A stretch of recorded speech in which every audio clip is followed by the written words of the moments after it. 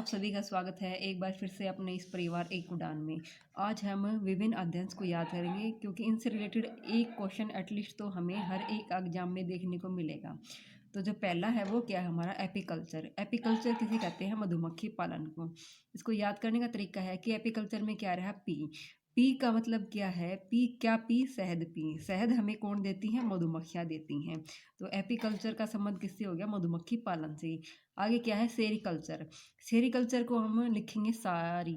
साड़ी इसको हिंदी में क्या पढ़ेंगे? साड़ी। इसको हिंदी में क्या बोलेंगे? साड़ी। और साड़ी किसकी होती है? रेशम की होती है। तो सेरीकल्चर किससे रिलेटेड हो गया? रेशम कीट पालन से। आगे है माइकोलॉजी। माइकोलॉजी किससे रिलेटेड है? कवक के अध्ययन से।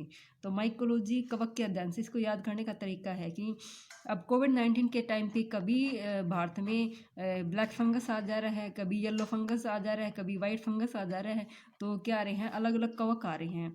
तो इन कवकों ने क्या समझ लिया है? भारत को अपना माइका समझ लिया है। क्या समझ लिया आपने? माइका समझ लिया है।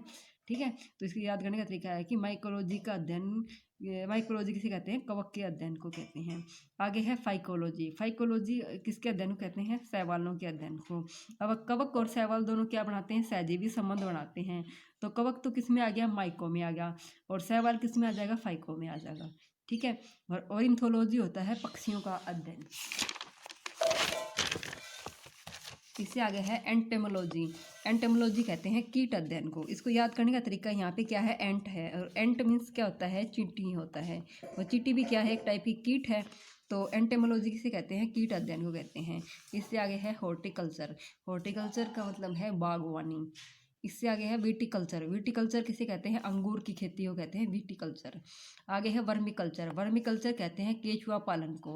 और केचुए को किसे क्या कहा जाता है? किसान का मित्र कहा जाता है केचुआ को। ठीक है। आगे है फ्लोरिकल्चर। फ्लोरिकल्चर होता है फूलों की खेती। फ्लोरी में क्या आ रहा है? फ्लोर आ रहा है। क्या रहा है? फ्लोवर। और फ्लोवर का मतलब क्या होता है? फूल। तो इसका मतलब क्या? फूलों की खेती, फ्लोरिकल्चर। फिर है पोमोलॉजी। पोमोलॉजी होती है फलों का अध्ययन। आगे है साइटोलॉजी। साइटो का मतलब क्या होता है? कोशिका। तो लॉजी का मतलब क्या हो जाएगा? अध्ययन। तो ये क्या? साइकोलॉजी का मतलब क्या आ जाएगा? कोशिका अध्ययन। आगे है ओस्टियोलॉजी। ओस्टियो का मतलब क्या होता है? हड्डी। तो ये क्या हो जाएगा? हड्डियों का अध्ययन क्या हो जाएगा? ओस्टियोलॉजी। आगे क्या है? सर्पेंटोलॉजी। सर्पेंटोलॉजी होता है सांपों का अध्ययन। सर्पेंटोलॉजी में ये क्या रहा है? सांप आ रहा है, सर्प आ रहा है। सर्प मीन्स क्या होता है? सांप होता है। तो क्या हो जाएगा? सांपों का अध्ययन हो जाएगा सर्पेंटोलॉजी। आगे है पेडोलॉजी। पेडोलॉजी में क्या रहा है? पेड़ आ रहा है। क्या आ रहा है? पेड़। पेड़ किस में उगते हैं? मिट्टी में उगते हैं। तो मिट्टी के अध्ययन को क्या कहते हैं? पेडोलॉजी कहते हैं। आगे है एपिग्राफी। एपिग्राफी कहते हैं शिलालेखों के अध्ययन को। आगे है ऑन्कोलॉजी। ऑन्कोलॉजी कहते हैं कैंसर का अध्ययन को कहते हैं ऑन्कोलॉजी। ठीक है। आगे है ओलेरिकल्चर। ओलेरिकल्चर किसे कहते हैं? सब्जियों का अध्ययन। इसको याद करने का तरीका है ओ लेरी सब्जी। ओ लेरी सब्जी। तो इसको याद करने का तरीका है ओ लेरी सब्जी। ओलेरिकल्चर किसका है? सब्जियों का अध्ययन है। आगे है कार्डियोलॉजी। कार्डियो का मतलब क्या होता है? हृदय होता है। तो कार्डियोलॉजी का मतलब क्या हो जाएगा? हृदय अध्ययन हो जाएगा। आगे आ जाएगा सोरियोलॉजी। सोरियोलॉजी का मतलब छिपकली अध्ययन होता है। सोरी मतलब लड़कियां जब भी छिपकली को देखती हैं तो क्या चिल्लाती हैं? सोरी सोरी चिल्लाती हैं। तो क्या आ जाएगा? सोरियोलॉजी का मतलब क्या आ जाएगा? छिपकली अध्ययन। आगे है पेलियोटोलॉजी। टोलॉजी का मतलब होता है जीवाश्म ईंधन। फिर उससे आगे है पिस्सीकल्चर होता है मछली का अध्ययन। और एनाटोमी होता है शरीर की आंतरिक संरचना का अध्ययन को कहते हैं हम एनाटोमी।